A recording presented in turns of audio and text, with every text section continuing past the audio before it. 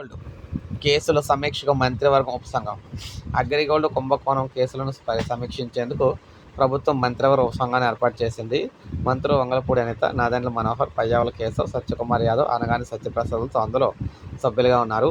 అగ్రిగోల్డ్ కేసులకు సంబంధించి చట్టపరమైన చిక్కులు, క్రిమినల్ మిస్లేనియస్ పిటిషన్ల పరిష్కారం కోసం ప్రత్యేక కోర్టు అదేవిధంగా ఏర్పాటు చేసి జప్తు చేసిన అగ్రిగోల్డ్ ఆస్తుల భౌతిక తనిఖీ కోసం సిఐడి డీజీపీ నియంత్రణలో ప్రత్యేక బృందం ఏర్పాటు చేసి వేలానికి సిద్ధంగా ఉన్న ఆస్తులకు సంబంధించిన చట్టపరమైన చిక్కులు తొలగింపు అంశంపై సమీక్ష కోసం ఈ ఉపసంఘాన్ని అయితే ఏర్పాటు చేసింది.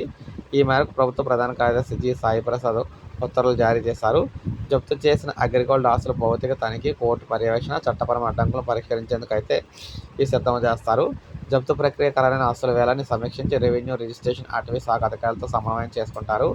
ఇప్పటికే గుర్తించి వేలం కోసం రాష్ట్ర స్థాయి కమిటీ ముందు ఇచ్చేందుకు వీలుగా సీఎస్కు పంపిన అగ్రిగోల్డ్ ఆస్తులకు సంబంధించిన ఏమైనా చట్టపరమైన అడ్డంకులు ఉన్నాయో చూస్తారు.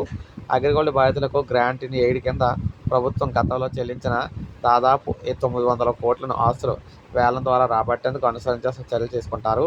అగ్రిగోల్డ్పై కేసులు నమోదైన తెలంగాణ, ఒడిశా, అండమాన్ నికోబార్కు చెందిన అధికారులతో సంప్రదింపులు చేయడం, ఆయా రాష్ట్రాల్లోని అగ్రిగోల్డ్ కేసులను ఏలూరు ప్రత్యేక కోర్టుకు బదిలీ చేసేలా చూడటం చేస్తారు.